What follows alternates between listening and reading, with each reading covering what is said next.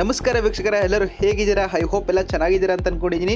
Big Boss Kannada secret room ಅಂದರೆ ಈಗ ಆಡಿಯನ್ಸ್ಗೇನು ಹೊಸ್ತೇನಲ್ಲ.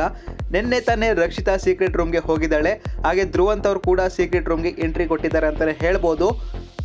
ಈ ಒಂದು ಮಾಹಿತಿಗಳು ನಿಮ್ಗೆ ಈಗಾಗಲೇ ಗೊತ್ತು ಅಂತ ನಾನು ಭಾವಿಸ್ತೀನಿ. ಮೊದಲು ರಕ್ಷಿತಾ ಬಗ್ಗೆ ಮಾತಾಡೋಣ. ಮನೆ ಒಳಗಿದ್ದಾಗ ರಕ್ಷಿತಾ ತುಂಬ ಎಮೋಷನ್ ಆಗ್ತಿದ್ಲು, ಹಾಗೆಯೇ ಸ್ಮಾಲ್ ಇಶ್ಯೂಗಳಿಗೆಲ್ಲ ರಿಯಾಕ್ಟ್ ಮಾಡ್ತಿದ್ಲು. ಆದರೆ ಸೀಕ್ರೆಟ್ ರೂಮ್ನಲ್ಲಿ ಇದ್ದಾಗ ಅವಳು ತುಂಬಾ ಚೇಂಜ್ ಆಗಿದ್ದಾಳೆ ಅಂತ ಹೇಳ್ಬೋದು.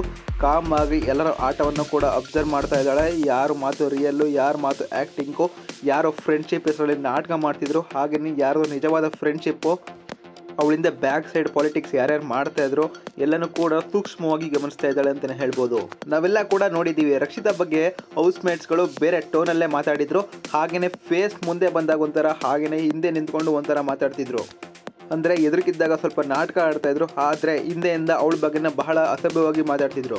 ಹಾಗೆಯೇ ಧ್ರುವಂತ್ ಅವ್ರ ಕಡೆ ನೋಡೋದಾದರೆ ಮನೆ ಒಳಗಿನ groupism, nomination planning, fake unity ಎಲ್ಲವೂ ಅಬ್ಸರ್ವ್ ಮಾಡಿದ್ದಾರೆ ಅಂತಲೇ ಹೇಳ್ಬೋದು.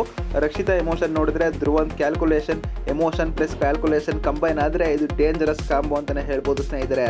ಇದನ್ನೆಲ್ಲ ಅಬ್ಸರ್ವ್ ಮಾಡಿ ಇವರಿಬ್ಬರು ಕೂಡ ವಾಪಸ್ ಬಂದಾಗ ಯಾರ ಮೇಲೆ ಟ್ರಸ್ಟ್ ಇಡಬೇಕು, ಹಾಗೆಯೇ ಯಾರನ್ನ ಅವಾಯ್ಡ್ ಮಾಡಬೇಕು, ಯಾರನ್ನ ಎಲ್ಲಿಡಬೇಕು ಅಲ್ಲಿಡಬೇಕು ಎಲ್ಲನೂ ಕೂಡ ಇವರು ಪ್ರಿಪೇರ್ ಆಗಿ ಬಂದಿರ್ತಾರೆ ಅಂತಲೇ ಹೇಳ್ಬೋದು.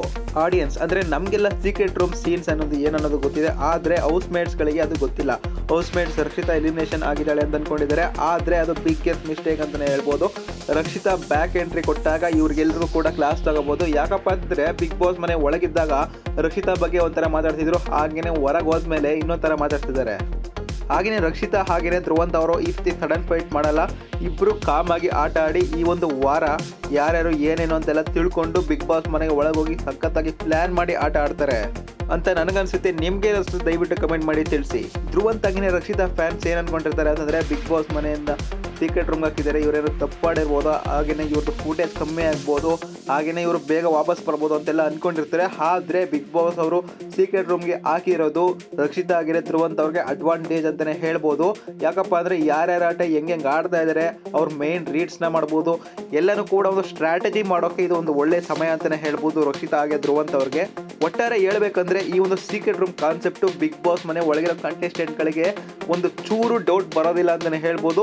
ನೆಕ್ಸ್ಟ್ ಅಂದರೆ ಇನ್ನೊಂದು ವಾರ ಇಲ್ಲಂದರೆ ಇನ್ನೊಂದು 5 ದಿನಗಳ ಕಾಲ ಬಿಗ್ ಬಾಸ್ ಮನೆಯಲ್ಲಿ ರಕ್ಷಿತಾ ಹಾಗೆಯೇ ಧ್ರುವಂತ್ ಅವ್ರನ್ನ ಇಬ್ಬರನ್ನು ಕೂಡ ಸೀಕ್ರೆಟ್ ರೂಮಲ್ಲಿ ಇಟ್ಟಿರ್ತಾರೆ. ವಾಪಸ್ ಬಂದ ತಕ್ಷಣ ಇವ್ರು ಆಟ ನೋಡಿ ಬಿಗ್ ಬಾಸ್ ಮನೆ ಒಳಗಡೆ ಇರೋ ಕಂಟೆಸ್ಟೆಂಟ್ಗಳೆಲ್ಲ ಮಕ್ಕಾರಾಗೋದಂತೂ ಪಕ್ಕ. ಇದರ ಬಗ್ಗೆ ನಿಮ್ಗೇನು ಅನಿಸ್ತು? ಬಿಗ್ ಬಾಸ್ ಮಾಡಿದ್ದು ಸರಿನಾ ತಪ್ಪಾ? ನಿಮ್ಮ ಇಷ್ಟವಾದ ಕಂಟೆಸ್ಟೆಂಟ್ ಯಾರು ಎಲ್ಲವನ್ನು ದಯವಿಟ್ಟು ಕಮೆಂಟ್ ಮಾಡಿ ತಿಳಿಸಿ. ಯಾರಿಗೆ ಎಷ್ಟು ಫ್ಯಾನ್ಸ್ ಇದ್ದಾರೆ ಅಂತ ನೋಡೋಣ. ಹಾಗೆಯೇ ಇದೇ ಥರದ ಬಿಗ್ ಬಾಸ್ ಅಪ್ಡೇಟ್ಸ್ಗಳು ಯಾವಾಗಲೂ ಈ ಒಂದು ಚಾನಲಲ್ಲಿ ಬರ್ತಾನೆ ಇರುತ್ತೆ. ಇದೇ ಥರದ ಬಿಗ್ ಬಾಸ್ ಅಪ್ಡೇಟ್ಸ್ಗಳಿಗೆ ನಮ್ಮ ಒಂದು ಚಾನಲ್ನ ದಯವಿಟ್ಟು ಸಬ್ಸ್ಕ್ರೈಬ್ ಮಾಡ್ಕೊಳ್ಳಿ. ಹಾಗೆಯೇ ಅಲ್ಲಿ ಪಕ್ಕದಲ್ಲಿ ಒಂದು ಬೆಲ್ ಕಾಣುತ್ತೆ, ಆ ಒಂದು ಬೆಲ್ನ ಆಲ್ಗೆ ಸೆಲೆಕ್ಟ್ ಮಾಡಿ. ಮತ್ತೆ ಸಿಗೋಣ ಮುಂದಿನ ವಿಡಿಯೋದಲ್ಲಿ.